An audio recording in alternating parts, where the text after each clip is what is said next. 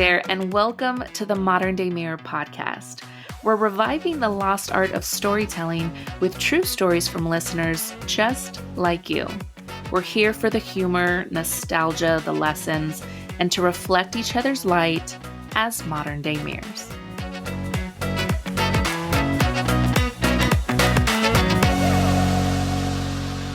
Hey there, folks. It's your host, Cecilia.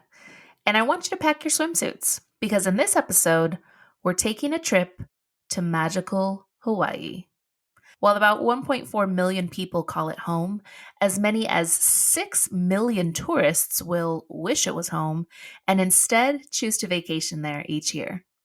Today's guest was actually one of those people, until a blistering misfortune brought about a slight change of plans.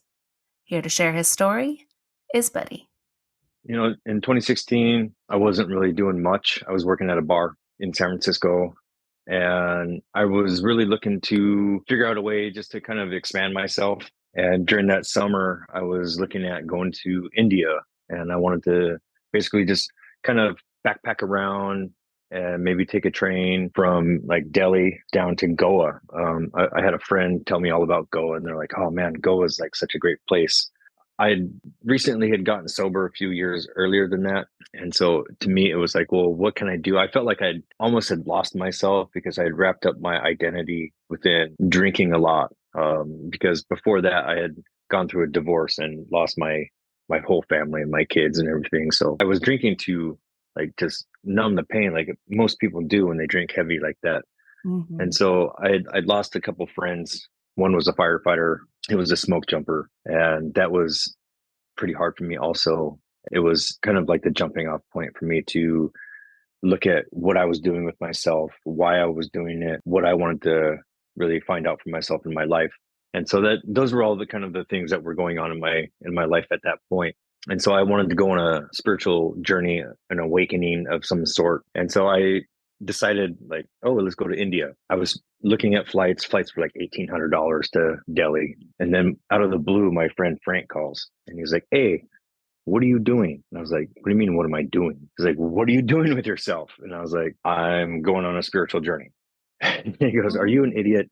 I'm like, "No, I'm not an idiot," you know? And he goes, "Why are you going to spend all that money to take a flight to India?" And he's like, "I've got a beautiful home right on the beach in Haleiwa here in Oahu." He's like, "Come out here. Hawaii will change your life forever." And so we talked a little bit on the phone and he said, "Get your ass out here because Hawaii is amazing. It's magical, it has healing properties. The water will wash you." So I told him, "Okay, cool." And so I flew out there. This was like when I talked to him, it was like in July. And I believe September 7th, I landed in Hawaii. And I always tell people, I go, Jesus on a Harley shows up and picks me up. At the time he had long hair. He literally looked like a Jesus that rides a Harley. So here I am going to the North Shore, going to Haleiwa. And the first thing that I do after I put my stuff in my room is I put on my board shorts. I go out the lanai, walk across the grass, and I jump over this fence. Boom, I'm on the beach. And I run out into the ocean because I heard so much about this ocean in Hawaii, how magical it is, how powerful it is. And that was the thing that I wanted to experience first. I wanted to be washed. I wanted to be set free from the things that I was running from. And that was my introduction to Hawaii. I had a couple connections from some friends of mine. The first connection was for a guy that owned a catering company and like a food truck. It was just like, "Hey, while you're here, come work for me, put some cash in your pocket, have some walking around money." It's like, it's not anything serious. Like whenever you have the time or like every other week when I got a gig going on, he knew that I had some experience. And so he was totally okay with me, like just jumping on board and helping him out. The first day, well, I guess it was like the second or third day, because the first couple of days we actually went shopping, but the actual day that we were preparing food, we were at the Blaisdell Center. And that day, it's Hawaii, like you show up in shorts or whatever, but he puts a 16-inch pan of clean oil on a burner. It was a portable burner, so it was a little bit low to the ground, and he walks away. And I was unaware of it, and I was over there just doing some prep work. Next thing I know, like the food truck is starting to fill up with smoke, and I was like, what was going on? And I turn around, and this pan is starting to billow smoke. So I walk over and hindsight's always 2020. I should have just turned off the heat and just left Mhm. it. But you're like, oh shit, I got to get this away from the heat. So I pick it up and I move it. And as soon as I move it, I pick it up to put it up on the higher stove. It hits the stove and it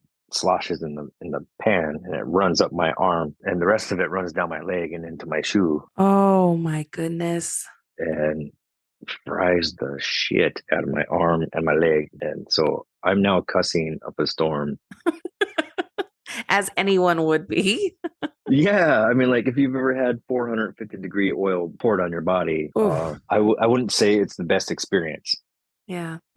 And the guy that was also in the kitchen is like freaking out too. And so the owner happens to come out from inside the Blaisdell Center and he thinks we're fighting. And so he comes in and starts yelling at us. He's like, what the hell's going on? Why are you two fighting? I just come running out of the food truck. I'm trying to get the apron off and I'm trying to get the shoe off, but my hand and my arm are burned so bad that Mm. I can't really use my hand very well. The lady that had hired us is sitting there thinking that I'm crazy. They don't know what's going on. Yeah, he thinks we're fighting. The lady thinks I'm crazy. I'm so like angry because I'm hurt. All I can do is cuss, cuss, cuss. Finally, I calm down just enough to be like, I got burned Yeah. so bad by that oil that you left in the pan. And then it clicks with the guy. He goes, oh shit. I'm so sorry. And then the lady goes, oh, he's not crazy. And like this guy's like in extreme pain. And so she takes off and goes get some ice. And a girl comes back with her and she's like, I got a car. We're going to take you to the hospital. So they put me in a car with ice on my arm and my leg, drive down the street to Queens Hospital, which is like 30 minutes in traffic for some reason. Because I'm not from there, I don't know that literally across the street is the burn unit at Straub Hospital. I could have walked across the street in 5 minutes. It's like, you got to be kidding me. The amount of time that I spent trying to get my shoe off and spinning in circles, screaming, I could have just walked across the street and be seen at the ER. But they put me in a car with ice. Fortunately, I had met this girl that was a ER nurse at that hospital, and she met me there and ended up taking care of me for 2 days. She was so kind that she took me to her house and she was like, you're going to need somebody to take care of you. She's like, you're really messed up. So she took me to her house and like doctored me for 2 days. And then 2 days later, she suggested that I go back to the doctor. And she was like, that's not getting any better. She's like, it's getting worse. The blisters were getting extremely huge. The blister on my hand between my pointer finger and my thumb was probably about the size of maybe like a half a tennis ball. I didn't know it because I didn't take the bandages off. I just felt like it was really tight and full of pressure. She's like, I've seen a lot of trauma. And she goes, I just know that is getting a lot worse. So I originally went to Queens to be seen for the emergency. And then I go to Straub Hospital, where the burn unit is. I'm seen by a burn specialist there. And due to the nature of my burns, I'm admitted immediately. And then I start my whole journey of getting to recover. And like, I'm trying to deal with the emotion of being angry at this catering owner. Like, why would you walk away from a situation and not tell somebody like, hey, there's hot oil going right here. Be careful. Or like, can you please watch this? Like, that's in the kitchen or any situation. Like when there's danger around, you let somebody know. And so I'm dealing with all that emotion. Like I'm really upset with this guy because now I'm in a situation where I was supposed to be in Hawaii having a great time. And now I'm sitting in a hospital in an ICU in a burn unit. I was in the hospital for 15 days. I met this nurse, met a lot of nurses and doctors in like 15 days, right? But he asked me a question and I had no idea what he was talking about. But he asked me, did you go shishi today? And I was like, I don't think that's any of your fucking business because I had no Mm. idea what it meant. What did you think that he was saying? I didn't know, because like shishi was so foreign to me. I thought he was asking me kind of more like a personal question. So he just looked at me and he goes, oh, you're not from here. And I said, no, and he was like, oh, I thought you were just like some Halle guy from the North Shore. And I was like, no, I'm from the mainland.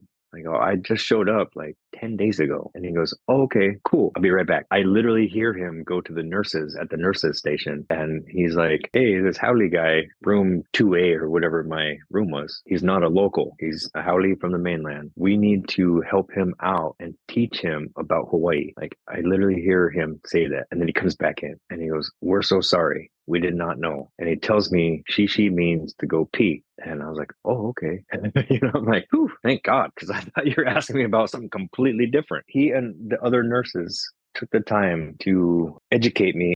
The very first thing was the shishi and the doo-doo and what it meant, and then they went on to teach me about what keiki is, the kids, and the kupuna, which is the elderly. Like super simple little things, right? Like, okay, it's not a flip-flop or a thong, it's a slipper. And they taught me about what aloha meant. The meaning of aloha, like alo is like the presence of you, and ha is like the breath. It's like the breath of life. And so when people would come together, you'd always see, not so much today, but I mean, people still do it today, but you would put your forehead against each other and you would say aloha, right? It's that the sharing of your presence and the sharing of your breath. You're literally breathing in each other's mana, like the energy and the breath and the breath of life. You're sharing that. They would breathe the breath of life of each other. And like they would share the energy. And that's something that I always loved, was they were more intimate with each other in that sense of like they wanted to know each other.